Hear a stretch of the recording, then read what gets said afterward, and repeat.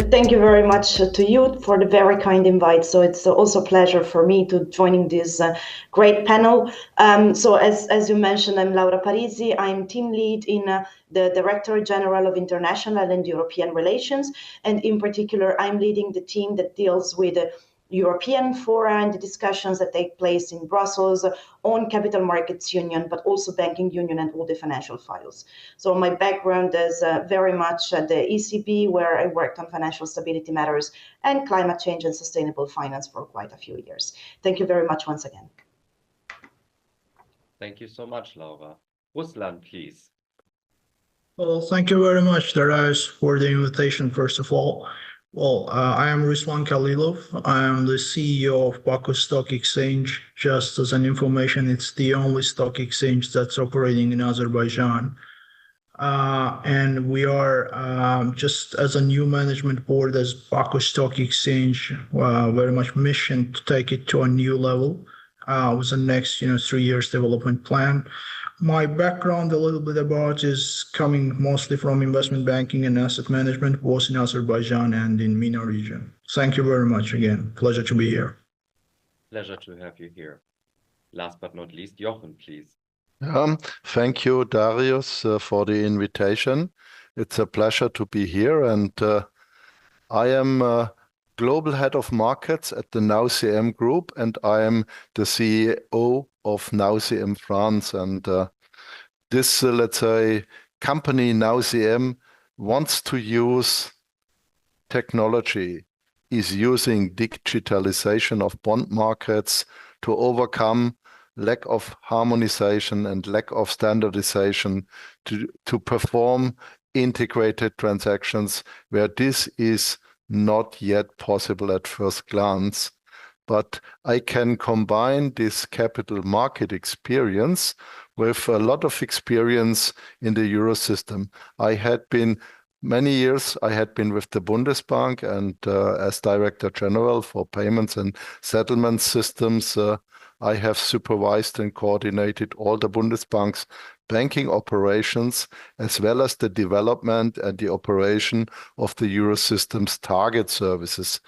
Of course, I have done this not alone, but together with my peers from the ECB and the central banks of France, Italy, and Spain, the so-called 4CB. And I guess this history of the Euro system, the history of the target family could also be relevant here. Thank you very much, Jochen. I mean, I have read somewhere, someone from central banking had a new position and wrote, normally you think once a central banker, always a central banker, but you are just another different example to show to what extent you can use your existing knowledge and apply it also to new innovative products that are supporting the global economy. So thank you very much for being here with us and sharing these insights with us. So as I mentioned, I'm representing a foundation that always thinks, how can we build more bridges between public sector and private sector and any sector actually that is worthwhile, because we have very large transformation efforts that we need to fulfill, but also we need to really check the interplay between the different parties that we're operating in.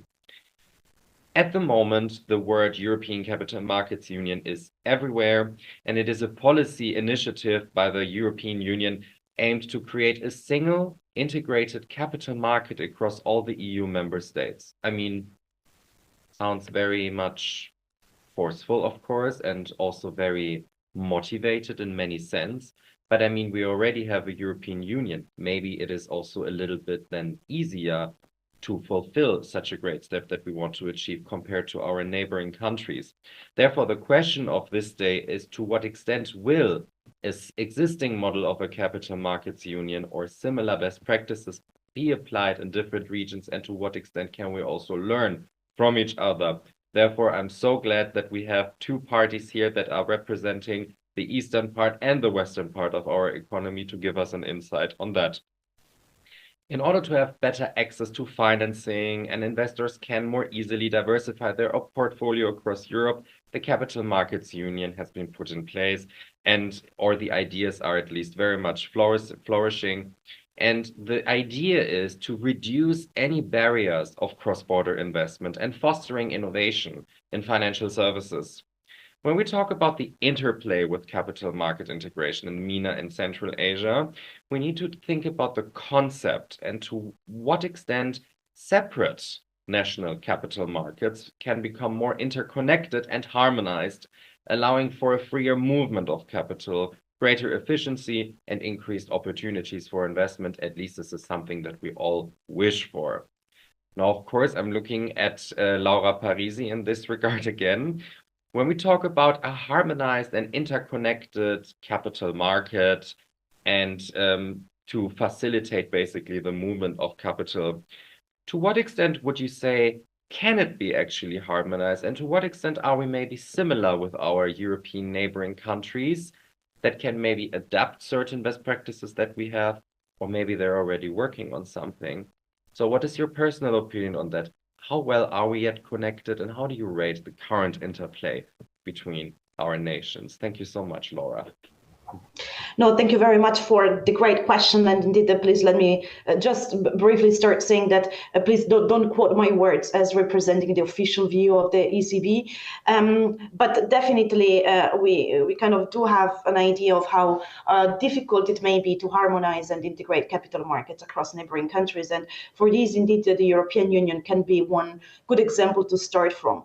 So let me first say that, yes, I would absolutely love to say that what's going on in Europe is great in terms of harmonization and cross-border integration. However, there are challenges that we are facing, and the Capital Markets Union project that was initiated by the European Commission 10 years ago can't be defined as complete. So there are, let's say, two levels when thinking about the finalization and harmonization of capital markets in Europe that may be considered in the context of today's discussion. The first is about the finalization of the CMU project in Europe, so focusing about cross-border and harmonization within the European borders. And the second one, which is how much can we focus on integrating European capital markets while also preserving, let's say, the attractiveness of European capital markets and the harmonization of these markets with the international peers. But I would keep the two a little bit distinct for the time being. When it comes to completing the CMU project in Europe, it's also very relevant to put CMU into the context of today's economy. So we are a bit far away from when the discussion started 10 years ago, where the CMU project was defined in the aftermath of the great financial crisis and was mostly defined as a resilience tool to absorb shocks that may occur within the financial market.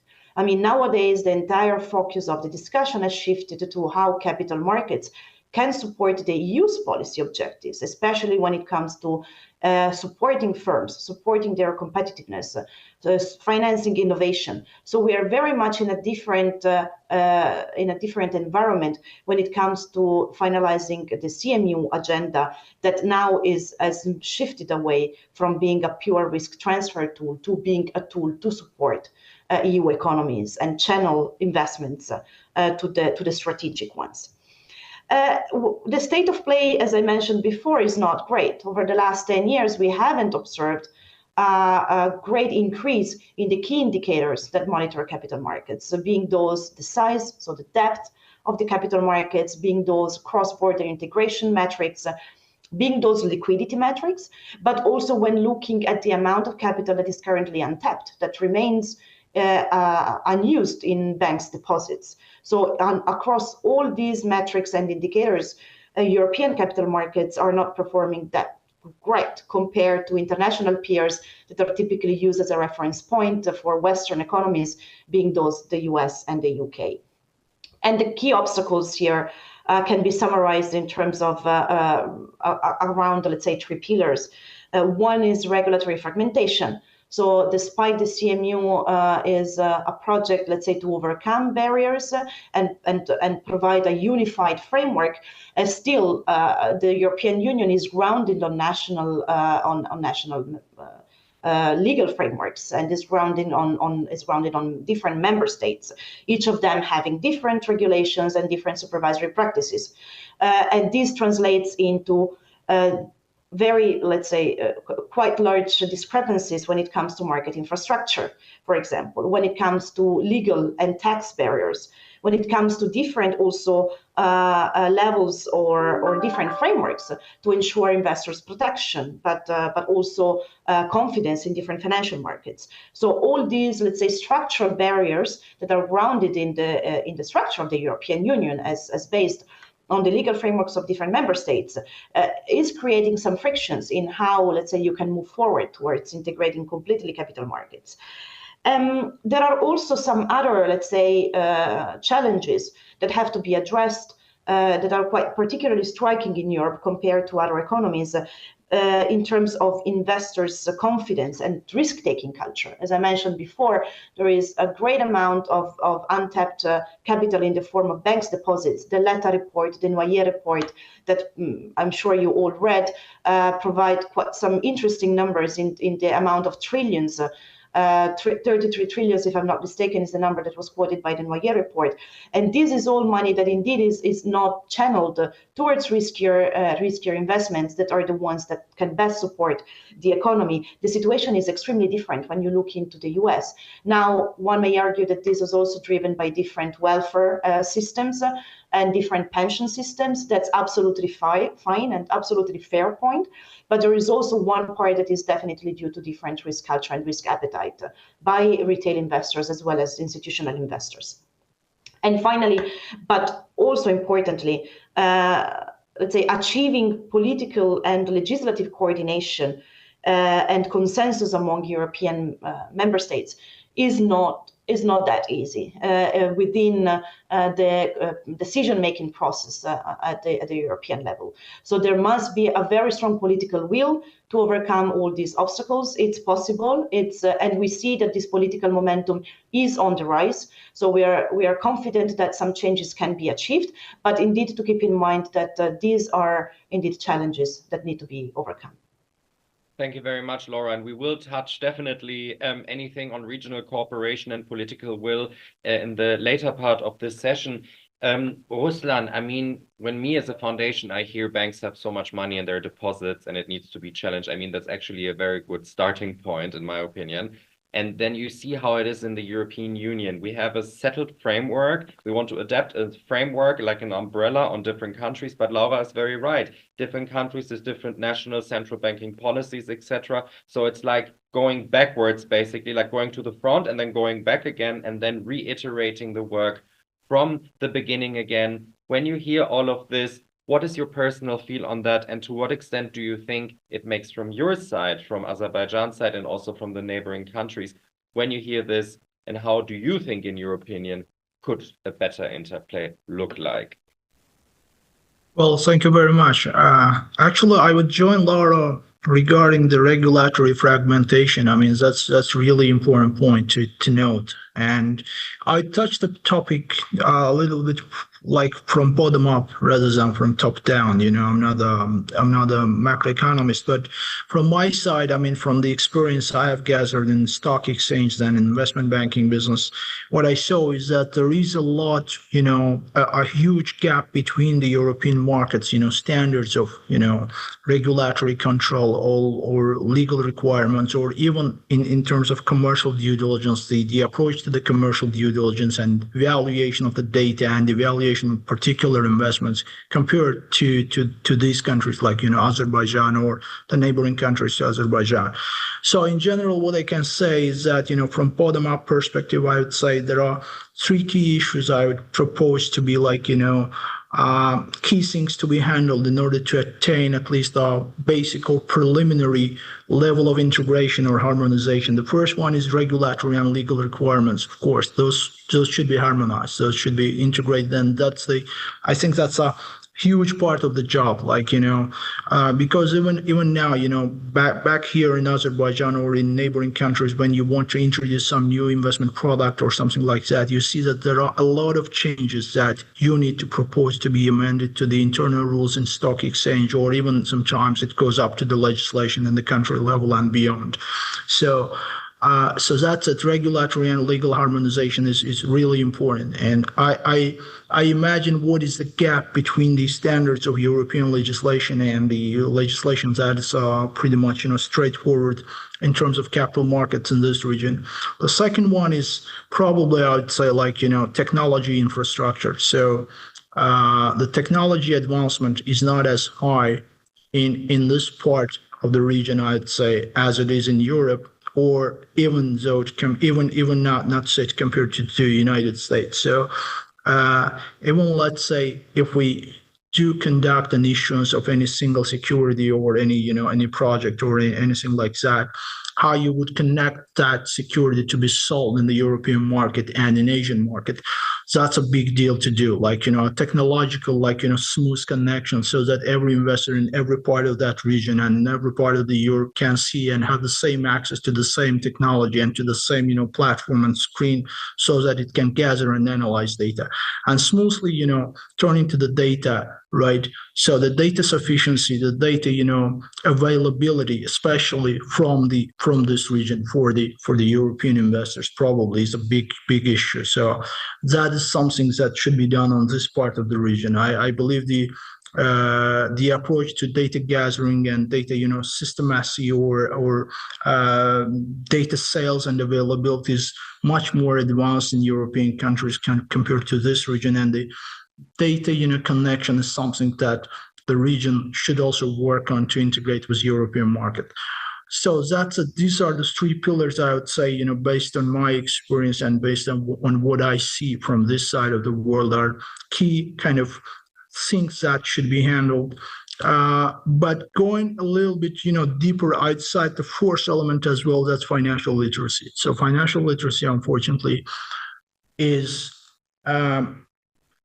I would say not at a desired level at all I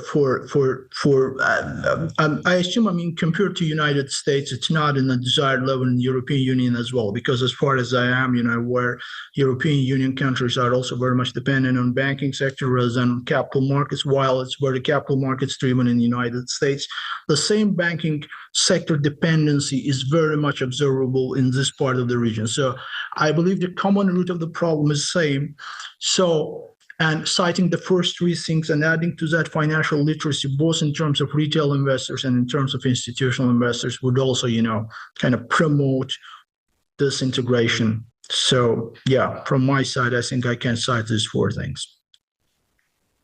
I mean, this has been something that I wanted to ask afterwards, but you two already answered it. So there is a will for cooperation, but Ruslan, as I just heard, there are quite a lot of discrepancies between our regions still that need to be overcome. I really liked your fourth point on financial literacy. Of course, harmonization, technical infrastructure, etc. is very much important, but I think to have an inner urge and inner understanding about the underlying topics is actually key in order to come big challenges. And we also see here in INGLOSUS Foundation that the financial literacy part within the society is one of the key drivers for global success. If we would invest a little bit more on this, we would also have a lot more skilled personnel, etc., and so on and so forth, and we wouldn't lag so much behind in our regions or in your region or in other regions as in compared to the USA, for example. So I think there is still a lot of room for improvement in there. Thank you very much for touching this. But it leads me to a very good next question, actually, to talk a little bit of the inter-regional and influences and also the best practices there. What I would like to know, is the Capital Markets Union of what Europe is planning a role model for other regions at the moment? And Jochen, when I look at you and we're talking about the technological aspects of things, you are also a central banker at heart. You have seen many things. To what extent can we use what we have here in Europe as a role model? And to what extent do you think, is there actually the strong will for cooperation? I think you see this a lot in your company. You speak to many neighboring countries and to also big corporations. So maybe you could give us an insight on that as well, please. Darius, this is a difficult question about the role model, because at first glance, you may come to the conclusion that, let's say, the CMU process, in particular, the harmonization and standardization, is not working so well. We have been talking about this for more than 10 years, and we're still, let's say, having our difficulties. And this is, of course, no small wonder. Harmonization and standardization is cumbersome. This is hard work. And it needs more than political will. It needs also, let's say, the economic incentives and all that. And so in the end, to be successful, and this is what I would perhaps like to describe as a role model, you will always have to use a mix between, let's say, harmonization, standardization, setting the framework right, getting the framework right, because capital markets, after all, is financial services. It's highly regulated, and rightly so, because we need protect investors. We need, let's say, to provide liquidity. And Laura mentioned already resilience as one of the route for capital market union. Yes, we all need this, and therefore it has to be the right framework. Nevertheless, you could also employ technology to overcome some of the hurdles, make it easier to deal with. And probably you should then also include the idea of going for the low-hanging fruit first. And low-hanging fruit, in my opinion, for instance, is payment systems. Payments are already, let's say, harmonized to some degree at the global level, courtesy of the correspondent banking. Let's say we needed to pay somehow for exports, for imports, and let's say we think of SWIFT, think of, let's say, all the work, all the good work that went into, let's say, payment systems already. And of course, there is a link from payment systems to the capital market. This is when it comes to clearing and settlement of securities transactions. So maybe start with the easy things, with the low-hanging fruit, start integration of, let's say, wholesale payment systems. And if I would be thinking of the Arab Monetary Fund and some of the initiatives like Buna, this is already going in this direction. And that then you can, let's say, pile on it layer by layer. Then you can add on, you can do, let's say, more. And if you think of the history of, let's say, Europe, of Target 2, of the Target family, we also started with wholesale payments, and now we are trying, let's say, to get capital markets integrated. So for me, let's say the role model is, yes, you need the framework, you need harmonization, and this is tough. This needs a lot of political will. You need to add technology into the mix, and to some degree you can, let's say, maybe rely more on technology if the political will is not that strong.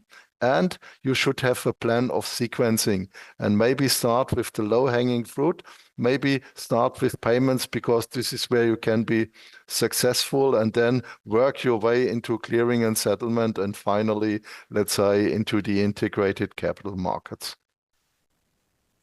Thank you so much, Jochen, for this. And please, if you would like to comment also within the conversation, please just unmute yourself and feel free to comment on anything what the other speakers just have said. And Laura, just on a very short note, how does this make you feel? I mean, not speaking from ECB's side, but on a personal note, of course, how does this make you feel when you hear that?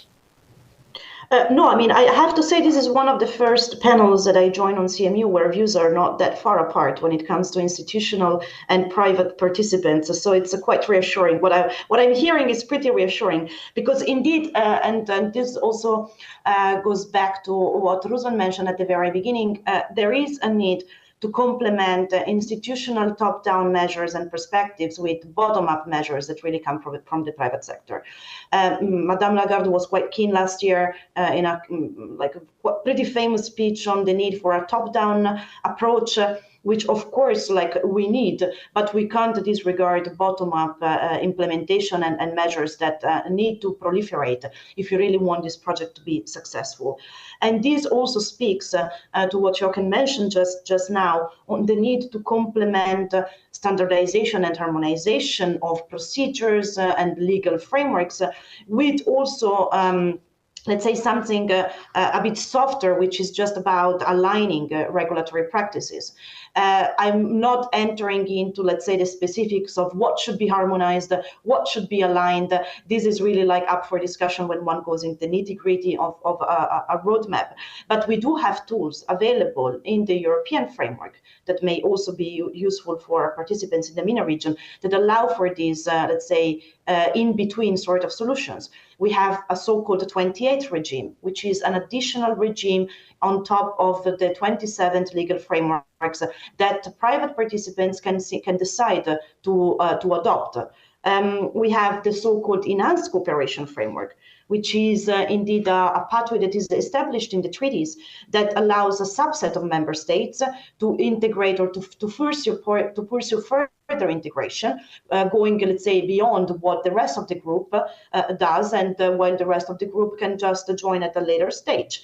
This is a so-called, let's say, two-speed approach, and it's the same approach that was used for the Schengen area. So just to quote, let's say, pretty famous example. There is the two-tier approach, which is another model that is the one used, for example, for the supervision of banks, where you can have the more systemic banks supervised by one centralized entities, while the other centralized by NCAs. So where you can indeed distinguish between, let's say, two sort of levels of centralization based on the importance. So there are all the tools available that can indeed explore this area in between full harmonization and alignment of regulatory frameworks to in this concept of indeed, let's say, complementing top-down with bottom-up initiatives to try to make this project more successful than we observed over the last years. And the very final note, sorry for taking a little bit long. All good. the low-hanging fruits, yes, I agree. But that's what the Commission basically did over the last 10 years,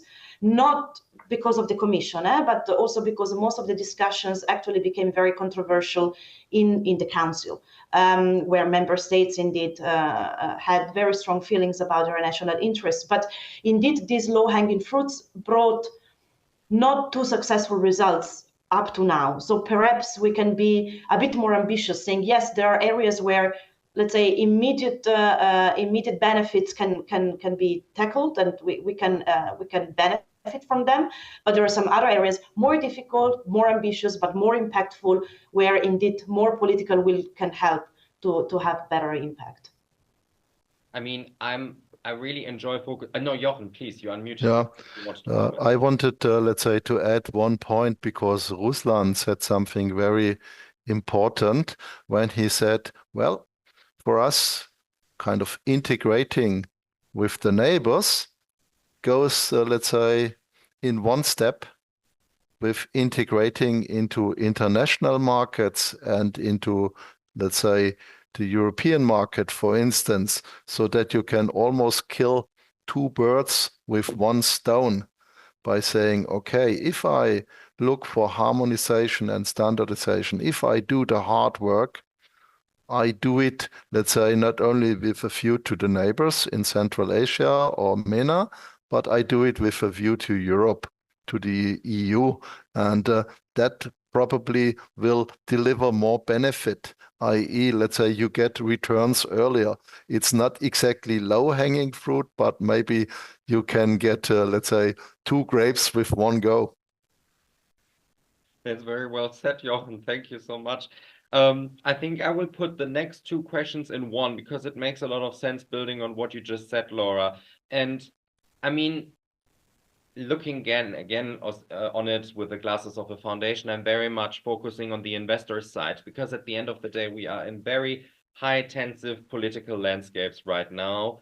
Investors are also a little bit unsure about what is happening. You, Laura, said there is a lot of capital that can be channeled into the right directions, and we have hundreds and hundreds of approaches in doing so, but somehow we didn't master it so far. So where I wanted to start with you, Ruslan, and then also Laura, because I'm looking at the flow of the investments, into which direction it is going. When we have increased investment flows, does it automatically mean if we have all the policies in place and all the programs are running that there will be simply a free flow of capital between our regions? Will this then automatically lead into further cooperation also on macroeconomical level? And also, will this then feed into then automatical harmonized and regulatory alignment for the future? So what are we actually trying to do? Are we trying to build a new bridge for cooperation, or do we want to actually really grow together and benefit also from each other? Maybe Ruslan, I will ask you this question first, and then I will give over to Laura, because at the end of the day, it's all about the question, what do we do with all the capital that we have? And how can we deploy it in the best and most effective way? So, Darius, thank you. I think if I got the question correct, if we have free investment flow between the regions, do we attain the enough, depths of the capital markets on both sides and enough, turnover of the investments on both sides or not? I mean, frankly speaking, that's, to me, I mean, that's my personal opinion. That's very, very, hard to say, to be honest. I mean, if you look at this from the perspective of, again, bottom up, I mean, we just, go layer down, if, for example, at Baku Stock Exchange, we are trying to build up and to take it to the next level so that we attract more investors and so that there is more, turnover and flow of the funds. We see that the first step to do is to make sure that the free flow of capital, be it regulatory or technological barriers, is just smooth, so there are no barriers for the capital to flow. But does that mean that as soon as we take off all those barriers and all those, and we do all the alignments, does that translate to the simultaneous flow of the capital? My personal opinion is no. I mean, that should take even some time after that. I mean, again, that's my personal opinion. So, because as I mentioned, I mean, labeling it as, making it freely flow, to me, means to make it like technologically available and to put off all the regulatory and legislation, barriers, and to harmonize everything so that it just smoothly flows in between the regions. But there is yet the final component that I was mentioning about the very, I would say, culture and traditions that also drive the financial literacy and in general, the literacy itself in the regions. I mean, what they used to do, like, to invest back in years, so far in that region. I mean, well, I'll just give a comparative research analytics. I mean, on one of those research that we did in the strategy part, the percentage of the financial assets that this region holds in its savings differs from the percentage of financial assets in relation to total savings in Europe, and that differs from what it is like in US. So it's like, I'd say, I don't now remember the exact figures. It should be like 10x difference between the percentage of financial assets that this region holds in their savings compared to Europe and US. So, I mean, even if you put off all the flows, there is still some more benefits that regions should take from each other. I mean, for Europe, it's like, to get to know this region and what kind of investment products are this region investors looking for. I mean, what is the asset liability management structure of the institutional investors, or what is the saving plans and approach of the retail investors probably. And for this part, it's more about getting to know a bit more about risk-return objectives, because, I mean, I assure you the risk-return objectives and approaches of the investors in Europe, in US, in Asia are completely different to me. I mean, because the return that some investors in this region get from the private investments is like 3, 4, 5 times more than they get, like, public investments or public security investments in Europe or in US. So you have to persuade those investors as well, like why you should invest in low risk and low return products, because to some crowd it just doesn't make any sense. So I mean, those are very minor things, but those accumulate to be a bigger problem, like the culture of investing and the financial literacy. I think those two should also drive and should also be handled and harmonized and integrated. But of course, the first step should be something like legal, regulatory, and technology, and later it can come to financial literacy, cultural kind of balance, or at least investment track record approach, or something like this. That's what I think. Laura, if that addresses your question, Darius. No, it does very much, because what I would like to touch is also not only on any technological aspects, but what are the key regional also differences that we need to overcome in order to have also a proper flow of capital that is also useful. So Laura, when you hear this from Ruslan's side, does it align with what your experiences are?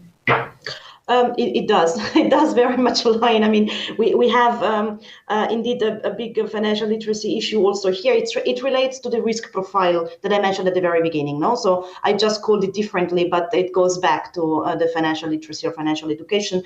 I have a few numbers in mind for Europe. So there are like many countries, including big economies, that have a savings rate in the form of deposits between 40 to 60% of the entire savings, so which is a big number. It's much higher than what's observed in the US, which is just above 10%. So, and this includes even countries like Germany, where the stock of deposits is extremely high, also in absolute terms. So this means like really in crazy numbers when it comes to untapped capital. I just to complement what Ruslan said, on which I agree, from a different perspective, that is both more from a macroeconomist perspective. So when it comes to Europe, there are a few facts that we have to put together. First, it's a bank-based economy. That is clear. It's also a fact. It's also a fact that banks do not provide lending to the most productive companies. And that's also, I'm just looking into the real estate exposures of banks. I mean, banks do not finance the most innovative and actually the firms that contribute the most to the gross value added, if you really want to talk macroeconomics. So if you indeed make a simple correlation analysis, you see that indeed the bank lending typically goes to the traditional clients that do not contribute the most to the economic growth of the economy. On the other hand, the sectors that mostly contribute to economic growth are the sectors in the technological areas. And those are the sectors that also benefit the most from venture capital investments and venture capital financing. And this is also an area where Europe lags so much behind compared to the US. There is a 10-factor difference when it comes to the volumes on venture capital financing. So there is indeed a sectoral mismatch when it comes to the supply and the demand for capital in Europe that has to be filled, because that mismatch is also the one that contributes to the productivity gap with the US and to the economic growth. Also here, historically speaking, and compared to the US. And this has to be filled and can't be filled by banks, simply because it's a risk appetite that is best placed with other financial actors and financial intermediaries that are willing and available to take that risk. There is also another element that is about... Sorry, I did not want to interrupt, but it's very exciting what you're saying. Do you think this behavior, I mean, it sounds a little bit odd, of course, to many people that are not part of the financial community, because they cannot simply understand to what extent, why are banks holding on to their money, not giving the capital to the most innovative companies? Don't you think that this is going to hinder regional cooperations also between neighboring EU countries, when the neighboring countries see that the investment appetite in the EU already is quite low? To what extent can you see or foresee that the investment appetite will be higher in other countries if there is better regulatory alignment? So don't take me wrong. I'm not saying that banks are doing their business wrong. I'm saying that banks are exactly doing their business, and their business is to provide loans and take deposits. And in this sense, they're absolutely well placed. And no one is saying that financial intermediation should be taken away from the banking sector. On the opposite. Also, like, so much effort was done in Europe in terms of banking regulation. So much progress has been made. So indeed, let's say banking intermediation will remain at the core.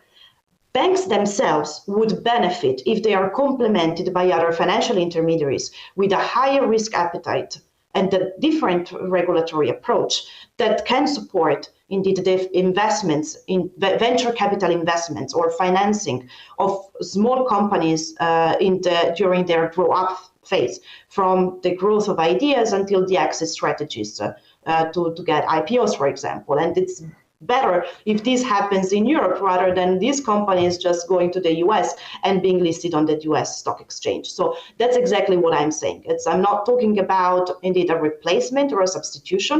I'm talking about complementing the strong bank-based and bank lending economy that we have with different form of investment that is best placed with other intermediaries. And when these intermediaries exactly are in place via venture capital funds or funds of funds that have indeed the instruments to invest into the grow up of companies, they can easily be cross-border, and they would bring indeed integration. I mean, I don't want to say automatically because that's always a bad word to manage expectations, but they would contribute to reaching an even further level of harmonization and integration, because indeed here we are talking about innovative firms that compete at the international level. So there is automatically, let's say, the incentive to looking for champions on which indeed these venture capital investments can flow. Thank you very much, Laura. Just giving 2 seconds to see if anyone would like to comment. Otherwise, Jochen, I would go to you before I finally ask also the political question that I'm really excited to ask. When we look at the technological development and the infrastructure development, we touched this before, but I would like to go a little bit more in detail there. Because when we talk about capability, not about interest or money or anything, simply about capability and capacity building, how capable are we at this stage right now, not only to offer a digital solution for that, but also to have a commercial model? Because I think that this is something that we often forget. What is the commercial value in what we're doing, and to what extent are we bringing benefit to the wider financial community? However, if we want to have long-lasting, sustainable business models, we need to touch the commercial value. So to what extent do you think we are, number one, technologically capable to drive regional cooperation? And on the other hand, is there a commercial value there also that the investors will probably have a higher risk appetite in building the stronger bridges between neighboring countries? Okay, Darius, then I tackle first the technological capabilities. And here, let's say digitalization can really do a little wonder. If you think of pre-issuance, most of the work related to the issuance of a bond happens before the bond actually, let's say, is being put and advertised on the Bloomberg screen, is being, let's say, brought to the market by dealer banks. Most of the work is before. And usually we do this work in documents. And that's that's the complicated approach, because each country, each jurisdiction has its own flavor on the documents, has its own little extra things. Even in the EU, usually we speak about gold plating in this context. We have, let's say, an EU regulation, but local national regulators can add something on top if they prefer. European regulation is usually minimum regulation, but you can top up. So, and if this is the landscape, then working on documents is the wrong approach. You need to work on a database. You have to collect your information in a database, and you have to present it in the right version at each moment in time. So if you go to France, you present your database with a French flavor. If you go to Germany, it's with a German flavor. And this is, you only need to change the delta if you take this approach. So with such a tool, you can make it viable to overcome the cost hurdle of going to, let's say, another national market or to go a foreign market from an investor perspective. And now the economic reason. Why would you do this? Of course, you are looking for an attractive risk-return profile. And Laura has described, and let's say with some emphasis to the German market, that sometimes it's not so clear, let's say, when you look at the risk-return profile of, let's say, the German market, why you would invest so much there, why you would not rather, let's say, take more return without taking much more risk. So yes, there is something. It's about the risk-return profile, because this will benefit both. It will benefit the company, the borrower. The more risky borrower gets more money, and he can do the things which we need, because, let's say, more of the same is not the answer to every problem. Sometimes you need to be bold and invest in a new venture, which is, of course, more risky. If you are a newly founded company, you don't have a credit history of 3 or 5 years, so you are more risky. And nevertheless, if you can get more finance, this will help. And then if you see this from an investor perspective, we are talking about portfolios. Putting all eggs in one basket, not a good idea. So if you have just, let's say, one risky company to choose from, maybe you will feel restricted. But if you have 100 companies, let's say, splattered out across Europe, then it starts getting more interesting, because those risks are not so much correlated. Then you can say, let's build baskets, let's build portfolios. And this then is a kind of a virtuous spiral. Let's say companies that will, let's say, not be financed by banks because the risk appetite of banks is not high enough, will find willing investors taking the risk, because, let's say, the investors were using technology to overcome the first hurdles, the cost hurdles, and so on. And let's say this is creating well-diversified portfolios with high return for the investor, and it's giving growth opportunities to the economy. So it's a kind of a win-win situation. And you can kickstart this with a little bit of technology. That would be kind of my recipe for getting to this better level of economic activity. Kickstart it with technology and earn the fruit. Reap the benefits, both as investors with a better return, and as a society, as an economy, with better investments and with better products and more higher productivity. Laura has been describing the gap to the US. This is how we could make the gap a little bit smaller. Ruslan, I'm pretty sure that in Azerbaijan, you are not only thinking about the digital commercial model and also the digital appliances, but probably also working on a lot of them. How would you rate, in your case, the technological adaptability, but also looking a little bit on your neighboring countries? What are the recent trends that you're seeing in that, what Jochen just has touched? About capital markets, I'd say technology readiness or technology advancement is not in the same level as Europe, probably, and not even say about United States.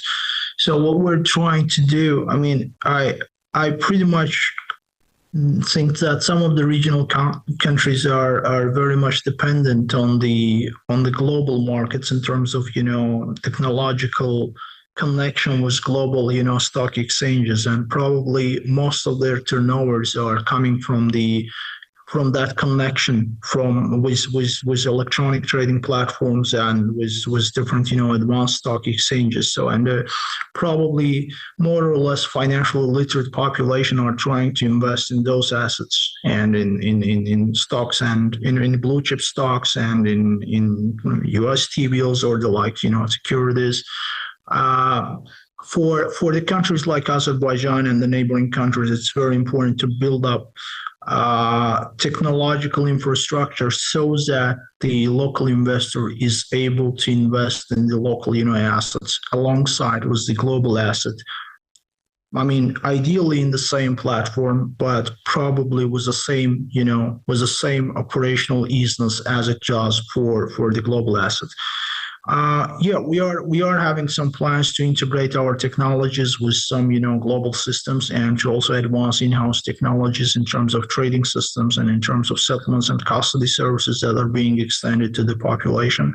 And if the question is, do we benefit from the ready frameworks with European markets or with other advanced markets? I wouldn't say that. I mean, personally, I can say that. I mean, I didn't see that much, that much usage of the technologies that we can import from Europe. That's probably because the key problem is that the technologies that we're talking about is very, very expensive. And in order to bring in that technology, you have to have enough turnover in your local market in order to make up the profit or the volume on that technology, which is very ambiguous at the first stage. So probably that's the key challenge to decide on. So we are trying to navigate. We are trying our best to navigate, but the situation is as such for now. I think the same goes to the region, more or less. Thank you very much, Ruslan. In the last 5 minutes of our panel, I would like to touch my most exciting question for myself: regional cooperation and political will. I mean, I will start with Laura, give over to you, Jochen, and then to you, Ruslan. We are in very, I don't want to say difficult. I mean, I'm also not going into politics right now. This is not a political meeting, but I mean, it is well known to everyone because we watch the news, we read the news, etc., that we are in very high tense political field at the moment, and also the landscape is ever changing.